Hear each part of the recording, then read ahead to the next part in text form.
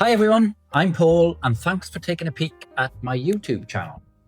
So in January 2025, at the young age of 54, I left my home in Mumbles in the UK, got on a plane to South America.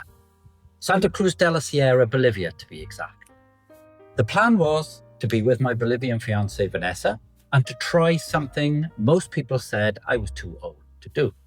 And that was to become a digital nomad, allowing me to travel and work remotely from wherever we were. The big plan, if I'm honest, was to work it out as I went along. In other words, typical to me to just wing it and see what happened. But at the same time, this wasn't completely random either. I had planned making sure I had a 12-month financial buffer. Because I knew if I was going to try this, I wanted to give myself a good chance to make it work and a bit of time to build an income. So this isn't going to be one of those I sold everything and found myself videos. This is my real and honest version of how I did it. Especially at an age when people seem to think you should be winding down, not starting again. It's about being excited, but also quietly terrified. So for a bit of background, in December 2024, I was made redundant after a 12-month contract working as a digital business advisor, supporting small business owners in Wales. Although it was expected, it still hit me, and I remember thinking, right, what now? Because here's the thing about being in your 50s. You still feel young, you've got loads of experience, you've got skills, you've got stories, and you've got plenty left to give. But in the job world, it can feel like you're trying to get into a club you used to belong to, and suddenly the bouncer doesn't recognize you. So I've been self-employed most of my life, but during that time, I still applied for jobs now and then. And honestly, the interview process just seemed to get more and more intense. One of the last jobs I went for involved 4 interviews. And the final one was me giving a presentation to 3 directors and the chairman. So I got great feedback. I knew I'd been shortlisted, and it came down to me and one other person. And then, out of nowhere, we were both told they weren't going ahead with the role. And here's the strange little twist. About 12 months later, the company closed down.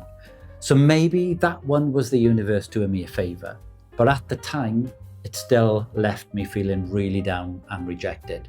Because even though we get older, rejection just doesn't get any easier.